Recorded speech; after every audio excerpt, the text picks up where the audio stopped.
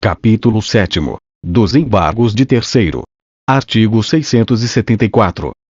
Quem, não sendo parte no processo, sofrer constrição ou ameaça de constrição sobre bens que possua ou sobre os quais tenha direito incompatível com o ato constritivo, poderá requerer seu desfazimento ou sua inibição por meio de embargos de terceiro.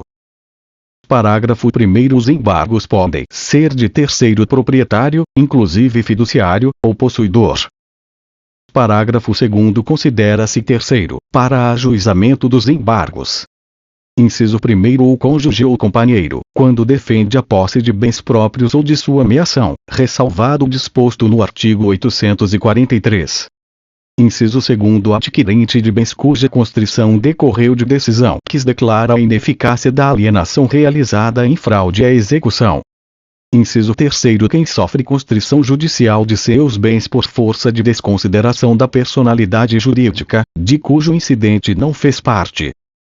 Inciso 4º. O credor com garantia real para obstar expropriação judicial do objeto de direito real de garantia, caso não tenha sido intimado, nos termos legais dos atos expropriatórios respectivos. Artigo 675.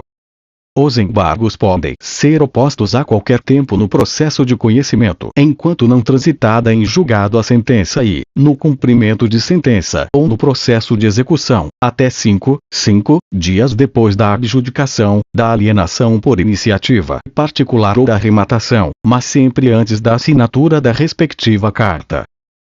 Parágrafo único. Caso identifique a existência de terceiro titular de interesse em embargar o ato, o juiz mandará intimá-lo pessoalmente. Artigo 676. Os embargos serão distribuídos por dependência ao juízo que ordenou a constrição e autuados em apartado. Parágrafo único. Nos casos de ato de constrição realizado por carta, os embargos serão oferecidos no juízo deprecado, salvo se indicado pelo juízo deprecante o bem constrito ou seja devolvida a carta. Artigo 677.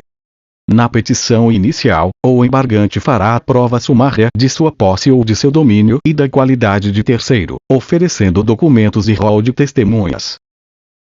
Parágrafo 1º. É facultada a prova da posse em audiência preliminar designada pelo juiz. Parágrafo 2º. O possuidor direto pode alegar, além da sua posse, o domínio alheio. Parágrafo 3º. A citação será pessoal, se o embargado não tiver procurador constituído nos autos da ação principal.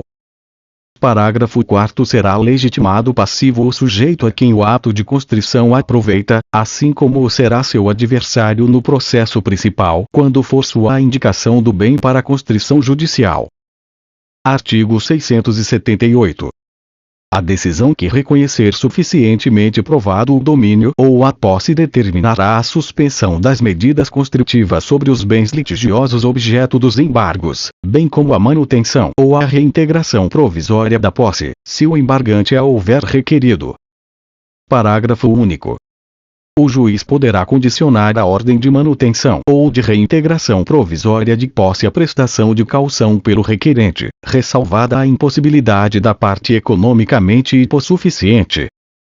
Artigo 679.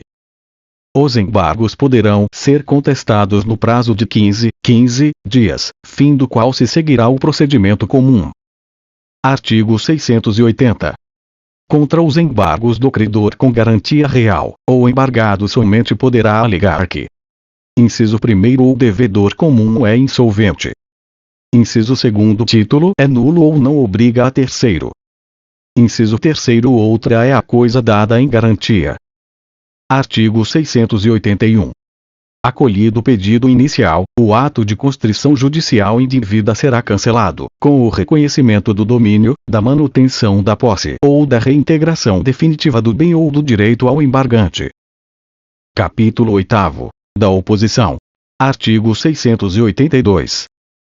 Quem pretender, no todo ou em parte, a coisa ou o direito sobre que controvertem autor e réu poderá, até ser proferida a sentença, oferecer oposição contra ambos. Artigo 683. O oponente deduzirá o pedido em observação aos requisitos exigidos para a propositura da ação. Parágrafo único. Distribuída a oposição por dependência, serão os opostos citados, na pessoa de seus respectivos advogados, para contestar o pedido no prazo comum de 15 dias. Artigo 684. Se um dos opostos reconhecer a procedência do pedido, contra o outro prosseguirá o opoente. Artigo 685. Admitido processamento, a oposição será pensada aos autos e tramitará simultaneamente a ação originária, sendo ambas julgadas pela mesma sentença. Parágrafo único. Se a oposição for proposta após o início da audiência de instrução, o juiz suspenderá o curso do processo ao fim da produção das provas, salvo se concluir que a unidade da instrução atende melhor ao princípio da duração razoável do processo. Artigo 686.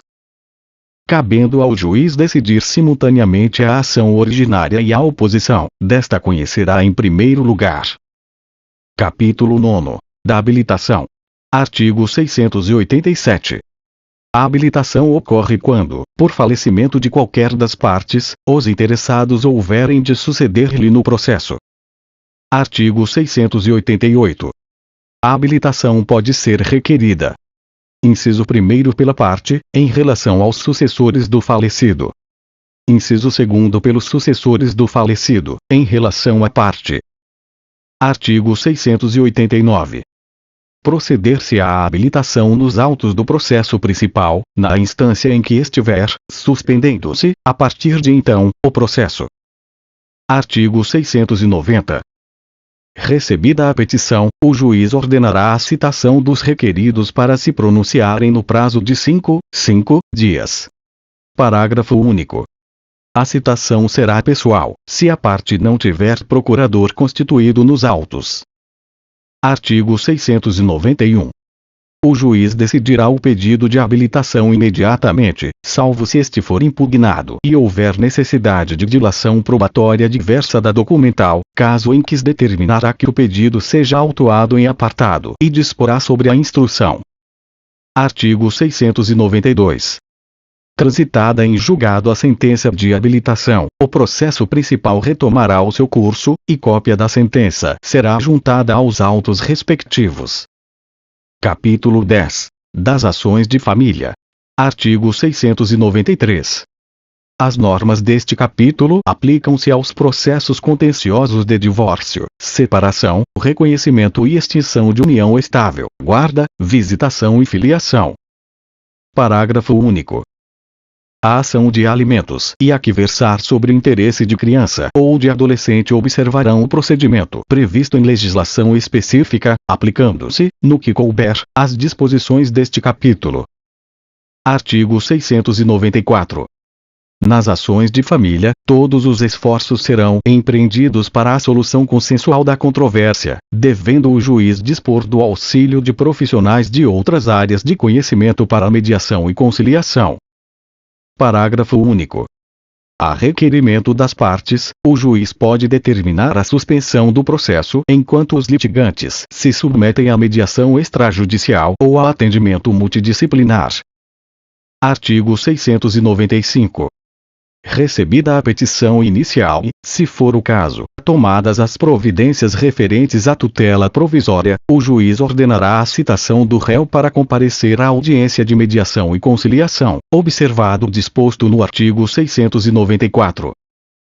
Parágrafo 1º. O mandado de citação conterá apenas os dados necessários à audiência e deverá estar desacompanhado de cópia da petição inicial, assegurado ao réu o direito de examinar seu conteúdo a qualquer tempo. Parágrafo 2º. A citação ocorrerá com antecedência mínima de 15 dias da data designada para a audiência. Parágrafo 3º. A citação será feita na pessoa do réu.